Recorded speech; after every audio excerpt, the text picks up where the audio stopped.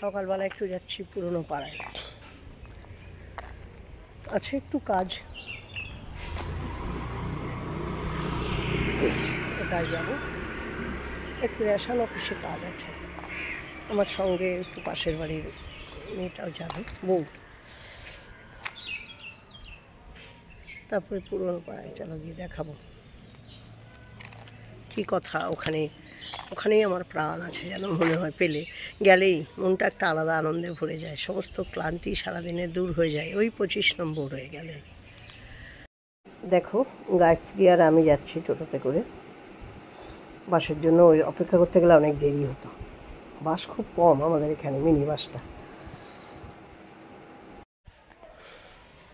Ration দোকানে কাজ ছাড়া হয়ে গেল, এবার যাচ্ছি 25 নম্বর রানা প্রতাপে। এখন আমি শিবাজি দিয়ে হেঁটে যাচ্ছি, আগে কত যেতাম, 2 বছর হলো এই জায়গা থেকে গেছি, কিন্তু এই জায়গাটার মায়া টান ছাড়তে পারিনি।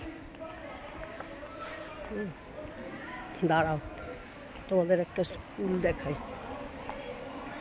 এটা তো কোয়ার্টার।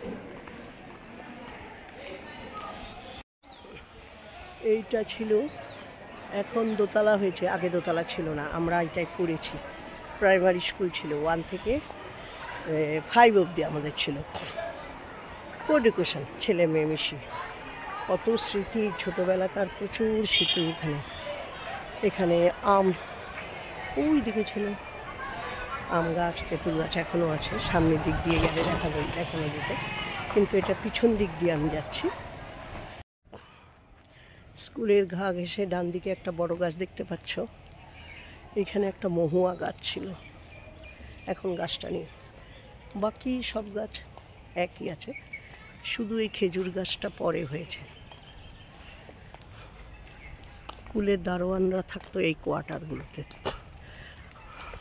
বর্তমানে এই কোয়ার্টারগুলো এখন কোম্পানি থেকে বিক্রি করে নিয়েছে, অনেকে কিনে নিয়েছে।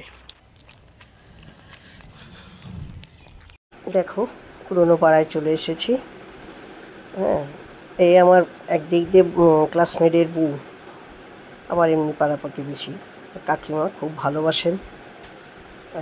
এটাও পাড়ারই, ওই আমার যে বান্ধব, দেখলে যাকে ক্লাসমেট বললাম তার বউ, এটা 2 যা, ছোটো যা। আর সঙ্গে সঙ্গে আমাকে দই বড়া খেতে দিয়েছে। পাড়ার গেছি বলে পাড়ার সবাই চলে এসছে দেখা করতে। এখানে আমার বিয়ের পর থেকে 32 বছর কেটেছে।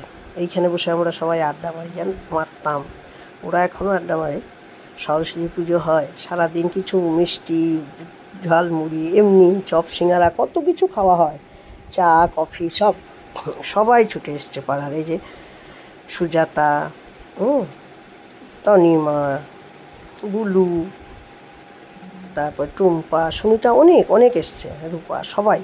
আর তারপরে চলে গেলাম ঝুমাদের বাড়ি, ঝুমা। আর সবচেয়ে বড় কথা, সবাই প্রচুর মানে উপহার দিয়েছে। দেখো কত আম, কলা, ঝুমা তো আবার লেবুও দিয়েছে, আম সবাই দিয়েছে। পাশে সোমার বাড়ি, আমার এক বন্ধুর বউয়ের কাছে গেছিলাম, সেখানে ভিডিওটা করা হয়নি। দেখো ঝুমার বাড়ির কলা আর লেবু, আর বাকি সব আম পাড়া প্রতিবেশীরা দিয়েছে। এত করে জিনিস দিয়েছে জানো তো, যে কি ভারী আমার ব্যাগ হয়ে গেছে, আনতে পারছিলাম না। এটাই হচ্ছে ভালোবাসা। বন্ধুরা বাড়ি ফেরত এলাম, বাসে করে এলাম, তাই একটু ক্লান্ত লাগছে, কিন্তু মনের দিক দিয়ে ফুরফুরে তাজা বাতাস যেন সংগ্রহ করে নিয়ে এসেছি 25 নম্বরে গিয়ে। 25 নম্বর মানে একটা আলাদা ভালোবাসা, আলাদা অনুভূতি। অবশ্য সবই সম্ভব, তারা আমাকে ভালোবাসে, তাই আমি তো তাদের টানে এমনি ছুটে যাই না, তারা ভালোবাসে বলেই। মন খারাপ থাকলে, শারীরিক ক্লান্তি, অসুস্থতা, সমস্ত কিছু এক নিমিষেই যেন ঠিক হয়ে যায় ওইখানে গেলে, ওই সব মানুষের আন্তরিক ভালোবাসা দেখে। এবং তারা তো সবাই আমাকে কী খাওয়াবে না খাবে তার জন্য ব্যস্ত হয়ে গেছিল, তবু আমি মাত্র 2 জনের বাড়িতে শরবত খেয়েছি। আর সবচেয়ে বড় একটা সুন্দর একটা দই বড়া কম খাওয়ালো কাকিমা। সবার বাড়ি যেতে পারিনি, অনেকের বাড়িতেই দেখা করতে পারিনি।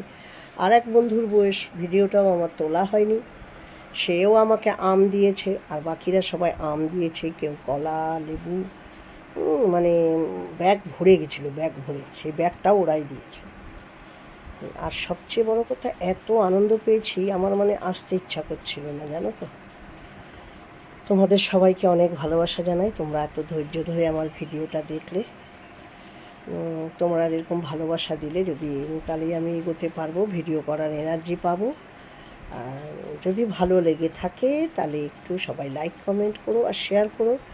ফেসবুক থেকে যারা দেখছো আমার প্রোফাইলটা ফলো করে দিও, আর যারা ইউটিউব থেকে দেখছো তারা একটু সাবস্ক্রিপশান করে পাশে থেকো, আর পাশে থাকা বেল নোটিফিকেশানটাকে টাচ করে অল নোটিফিকেশান অন করে দিও। আজকে এইটুকুই, বাই।